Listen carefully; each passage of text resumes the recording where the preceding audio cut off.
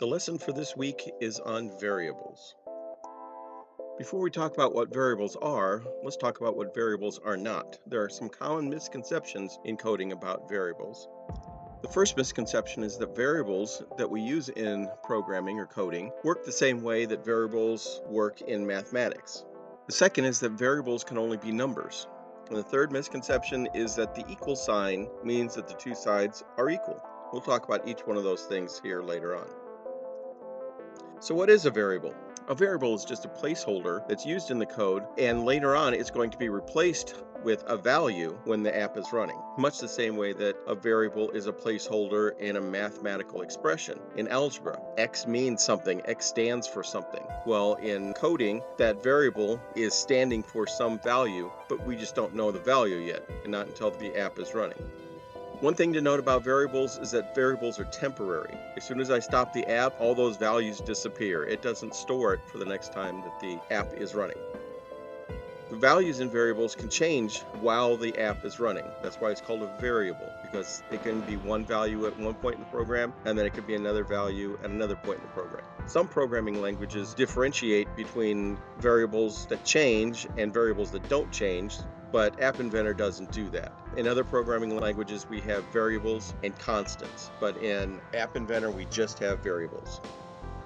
You could think of variables as a type of container, a container that only holds one item. If you put another item in that container, then the old item is gone, it's lost forever, and it's replaced by the new item. So if I had a variable, shown by this box here, I would create that variable, I'd give it a name so that I could reference it again, and let's say in the execution of the program, I put the value of 10 in it. And then later on in my code, I put the value of Steve in there. Well, that value of 10 is going to go away, and it'll be replaced by the value of Steve. Now, you might have noticed from that last example that I've already shown that there's one misconception there, is that variables can only hold numbers. Variables actually can hold different types of data, and we call those data types. Variables can hold numbers, text, which we call string, or true and false values, which we call Boolean data types. And all of these things are called data types. Those are the ones that App Inventor uses, but there's other languages that use a lot more. Let's look at some examples that we can use in App Inventor. If I wanted to store the number 25, that would be a number data type. If I wanted to store the word hello, that'd be string. If I wanted to store a true value, that would be Boolean. Negative 200 would be a number. 100 Main Street, even though it starts with a number, it does have text in it as well, so the whole thing would be a string. 3.14159265535 is a number, and then finally false, just like true, is a Boolean. Now, one thing to note, App Inventor doesn't care about the data type. It figures out what type of data is in there as soon as you put the data in there, and then it processes it the way it needs to be processed. Variable scope is where we can have access to that variable, where we can read or write that value, where it can be used within the app code. And we have two types of scope. Global scope can be used anywhere in the event code or procedure in the current screen. So if I have lots of different procedures, lots of different events, button presses, or other events, sensor reading, things like that, if I have a global variable, it's available in all of those different places. Local scope, on the other hand, can only be used in a specific procedure. So maybe an example would help out here. Let's say that I have program code and I make a variable named score. It's a global variable and it's in the main code. I put a value of 100 in it. And if I have some type of procedure within that main code, and we don't have to worry about what a procedure is now, you'll learn about that later on. In that code procedure, if I want to use that global score, it still has a value inside there. And then when that procedure is done, then my main program has the value of 100. On the other hand, let's say that I have the same situation here. I have my main program, I have my global score variable with a value of 100 in the main program code, but inside my code procedure here, I declare a local variable, also named score, and I give it a value of 50. Now when I'm in this local procedure, running the code that's in there, score is going to be equal to 50.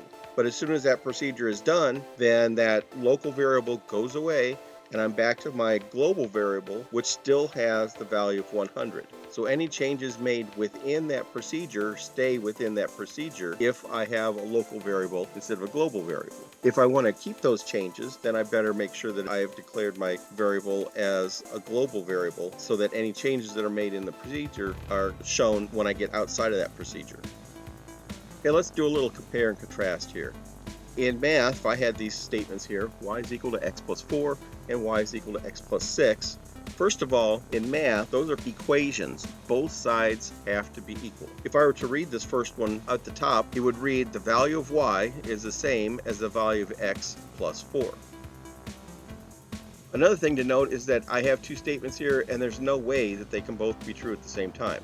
I can't have a value of y where I take the same thing and add 4 to it, and at the same time take a number and add 6 to it, that same number, and have it be equal to y again. There's no way to do that. I can't have a number that is equal to something and equal to 2 more than itself. So both these statements can't be true at the same time. Let's look at coding. We'll use the same statements. This is different. The first difference is that it's not an equation. Even though it looks the same, this is not an equation. I'm not setting things equal. I'm assigning values. An assignment statement. This top one is red. Add the value of x plus 4 and place it into the result in the variable named y. In other words, we look at the stuff on the right-hand side of the equal sign and evaluate it. So take x plus 4, whatever that result is, I'm going to store that in variable y. So evaluate the stuff on the right and put it in the variable on the left. And we don't have any problem with these statements being together. If these were 2 lines of code in an app somewhere, then it would evaluate the first statement. Let's say that x is 1. I would have 1 plus 4 is 5. So I would assign the value of 5 into variable y. Then the next statement comes down, x is still 1. So 1 plus 6 is 7. I assign that value to y. The 5 goes away, and y is now equal to 7. So I can have 2 statements that can't be true in math, and they're perfectly okay in coding because it's not equalities, it's assignments. Let's look at another example here where we have y equals y plus 1. Well, in math, we know that's an impossibility. There is no value of y where it's going to be equal to 1 more than itself. In coding, the statement says whatever's in y, add 1 to it, and then store that result back into the variable y. And you see that a lot in coding. That brings us to counting with variables. When we count with variables, we can go in 2 directions. The first is incrementing a variable. That's where we increase the value of a variable by the same amount over and over and over again. The other one is decrementing a variable. Instead of going up, we're going down by the same amount over time. So let's say that I wanted to count the number of likes on this YouTube video. That would be incrementing because the value would go up over and over, and it would go up by the same value. Everybody that clicked the like button, it would go up by 1, and hopefully we'd get tons and tons and tons of likes. So that would be incrementing that like counter or like variable. On the other hand, if I wanted to count down, so I'm counting down from 10, 9, 8, 7, 6, that sounds kind of familiar. When I get to wherever I want to be, then the event happens. That is a variable decreasing by the same amount over and over and over again until we're done counting. So that would be decrementing. Okay, that's enough for variables in general. Let's talk about variables specifically in App Inventor 2. Before we can use a variable in App Inventor 2, we have to initialize it. Initializing just means creating it and giving it a value. When we do it for a global variable, we use the top block up there, initialize global.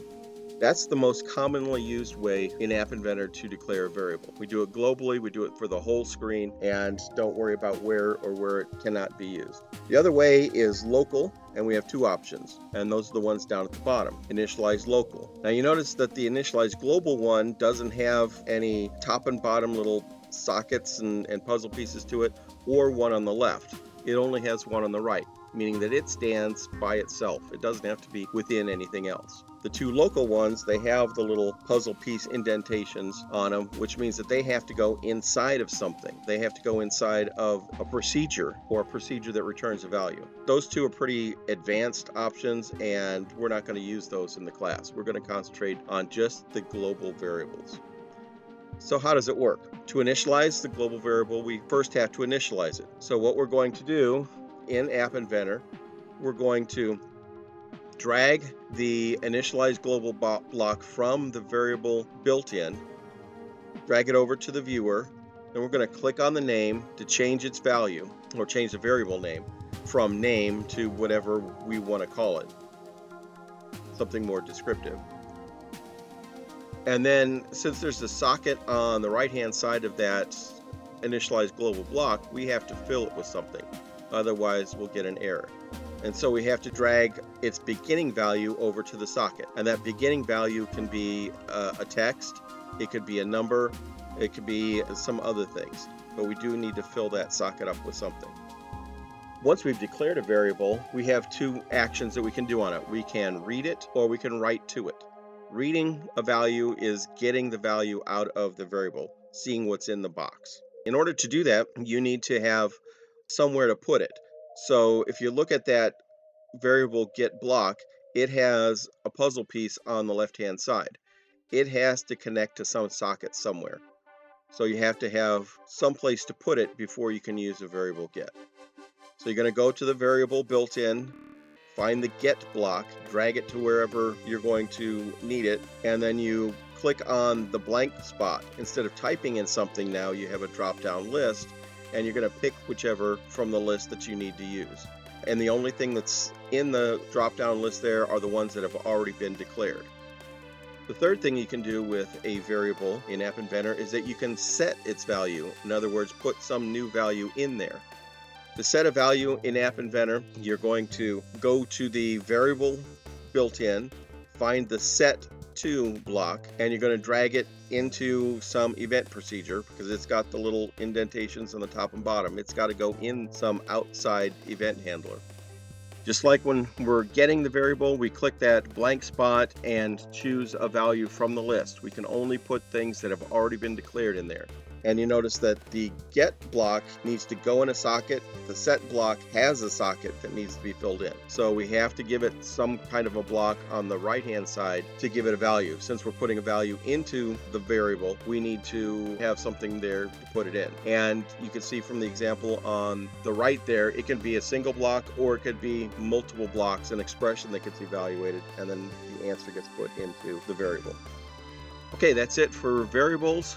There's an activity for you to do in Schoology called temperature conversion. We're going to create an app that converts Fahrenheit to Celsius and Celsius to Fahrenheit. Once you get the instructions there, then you need to take that exit quiz and you'll be done with this lesson.